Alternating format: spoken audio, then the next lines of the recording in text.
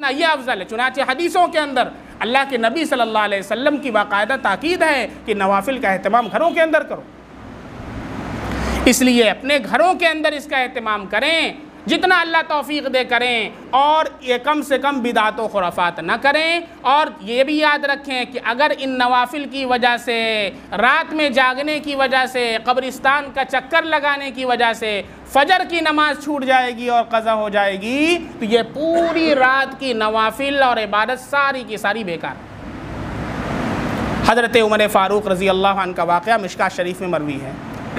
سلیمان ابن ابی حسمہ رضی اللہ عنہ،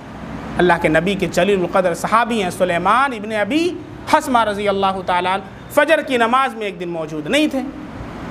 حضرت عمر رضی اللہ عنہ کا ادھر جانا ہوا تو آپ نے پوچھا، ان کے گھر گئے، پوچھا کہ کیا بات ہے، آج سلیمان نماز میں فجر میں موجود نہیں تھے؟ تو ان کی والدہ نے بتایا کہ سلیمان پوری رات آج اللہ کی عبادت کرتا رہا، نوافل میں مشغول رہا، اللہ کے سامنے روتا رہا، آنکھ لگ گئی اور فجر کی نماز چھوٹ گئی۔ حضرت عمر فاروق رضی اللہ عنہ نے ارشاد فرمایا کہ میں فجر کی نماز میں شریک ہوں، یہ مجھے اس سے زیادہ پسندیدہ اور بہتر ہے کہ پوری رات نفلیں پڑھوں، پوری رات میں اللہ کے سامنے کھڑا رہوں، یہ مجھے اس سے زیادہ پسندیدہ ہے کہ عشاء کی نماز پڑھوں اور جا کر کے سو جاؤں، پھر صبح فجر کی نماز جماعت کے ساتھ پڑھوں۔ اس لیے دیکھیں، یہ بھی بہت تیزی سے یہ کانسیپٹ ہمارے درمیان بڑھ رہا ہے کہ نوافل کو ہم اتنا زیادہ اہمیت دینے لگے ہیں کہ فرض کی اہمیت ہمارے دلوں سے نکل گئی۔ فجر کی اہمیت نہیں ہے،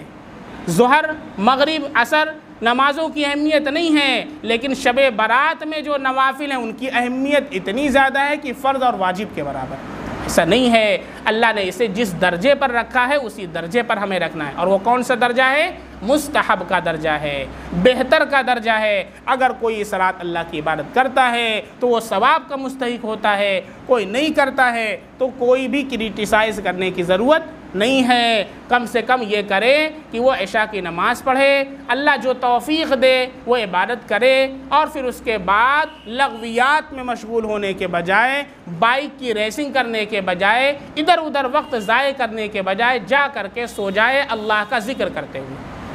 اور پوری رات فرشتے عبادت کے اندر لکھیں گے، اور صبح اٹھے اور فجر کی جماعت کے اندر شریک ہو جائے۔